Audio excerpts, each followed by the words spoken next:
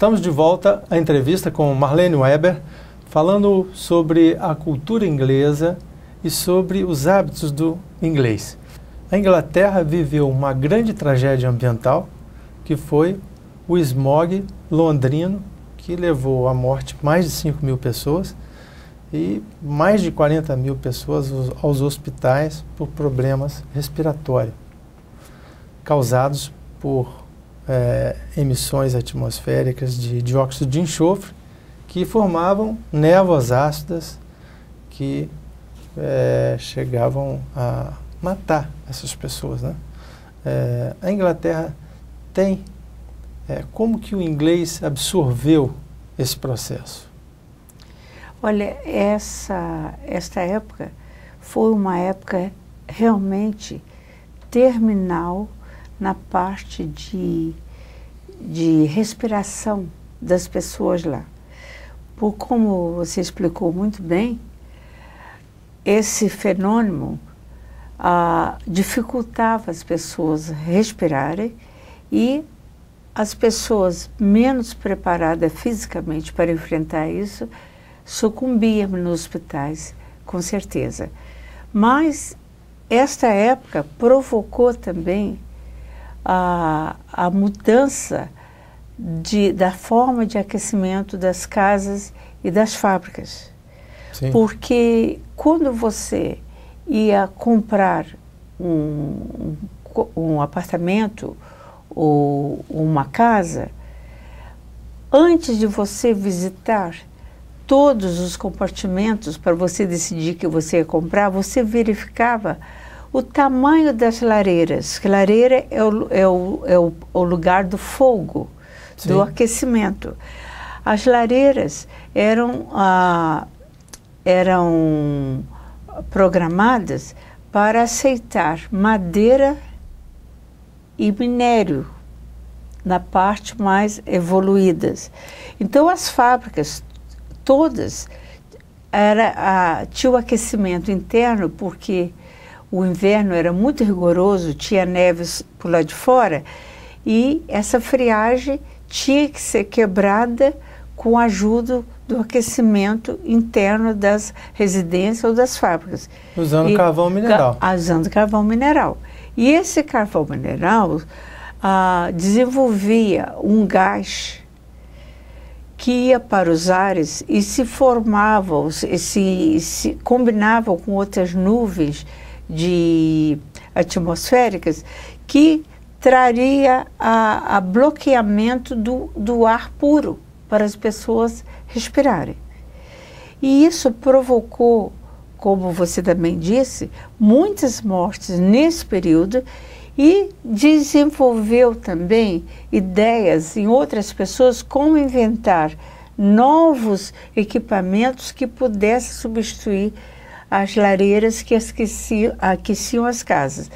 E daí foi quando inventaram os sistemas elétricos e de gás de aquecimento para as residências. E para até os hospitais, que os hospitais acudiam a essas pessoas, mas dentro dos hospitais o aquecimento era feito com o mesmo material que trouxe as sequelas para as pessoas. Sim. E isso deu uma evolução industrial na maneira de aquecimento lá da Inglaterra, que os trens, os metrôs, toda essa forma que onde trabalha ou reside o ser humano foram beneficiados com essas invenções depois dessa grande epidemia. Porque uma das qualidades que eu acho muito na civilização inglesa, que agora também tem muitos imigrantes que estão colaborando com isso, eles são muito inventivos. Quando eles têm um problema sério, muitas fundações de várias organizações financiam, dão bolsa de estudo para pessoas descobrirem meios de sair daquela situação. E a maioria dessas descobertas são feitas por financiamento dessas fundações São privadas? Fundações privadas, bancárias, e que os ingleses têm uma coisa muito engraçada. Apesar deles ser muito reservado, eles só permite certas intimidades se ele conhece as pessoas. Eles desenvolveram muitas fundações filantrópicas e iniciaram, dentro da parte econômico-financeira, das entidades econômico-financeiras, a criação de fundações que têm o objetivo de fazer a parte filantrópica ao lado da econômica. Sim. Então, isso foi uma coisa muito interessante, que criaram muitos projetos para limpezas do ar, que inclusive ajudou até na logística de transporte aéreo, que determinadas áreas do aeroporto são fiscalizadas para ver se tem ar suficiente para não criar problemas quando os aviões estão decolando ou aterrissando. Quer dizer, essa criatividade inglesa é sempre muito desenvolvida na época de crise. Eu gostaria que a gente imitasse aqui no Brasil. Sim. Que até na parte política, quando a gente visse que uma coisa não estava muito certa, que criasse novas leis para aquela coisa não repetir. É verdade. Eu acho que a gente precisa utilizar os bons exemplos, né? E saber reagir na hora certa. Tivemos aqui, na época do apagão, uma reação que a sociedade teve com relação a reduzir o consumo de energia elétrica, foi espetacular, mas poderíamos fazer isso com relação a drogas, o analfabetismo e agora a grande violência, né, que o país vive. É uma coisa que você me falou e que me lembrou muito. Eu verifiquei lá no exterior, a maior parte dos países europeus, eles não têm fios elétricos expostos, como aqui no Brasil. Sim, são enterrados. São enterrados, porque eles acreditam que aquilo traz muitos acidentes, inclusive para as pessoas. Sim. Não, isso já é sabido aqui, só que, segundo as empresas de energia elétrica, o custo dos fios enterrados é maior do que as doenças nos hospitais? Não, acredito que não. Né? Esse daí é um argumento econômico que é dado pelas empresas de energia mas elétrica, eles, por exemplo, as concessionárias. Certas companhias, até estrangeiras, lá no país deles, eles não trazem os fios. Agora aqui para o Brasil, eles trazem. Isso é uma coisa interessante, eu acho que precisava incorporar essas evoluções. A matemática deles tem que ser econômica dos dois lados, da parte da luz que ele traz e energia, e também verificar as doenças que isso traz e os acidentes. Qual que é mais econômico? Trazer a luz e energia para um país ou ajudar a trazer mais doença para o país? Sim. Eles têm que analisar isso bem. Sim. O que é o Rotary? O Rotary é uma organização internacional que foi fundada na América pelo Paul Harris. Era um clube de empresários que resolveram desenvolver a parte filantrópica dentro das organizações. Antes ele se encontrava para discutir negócios e desenvolver a indústria americana. E depois eles resolveram a parte filantrópica e humana dentro das instituições.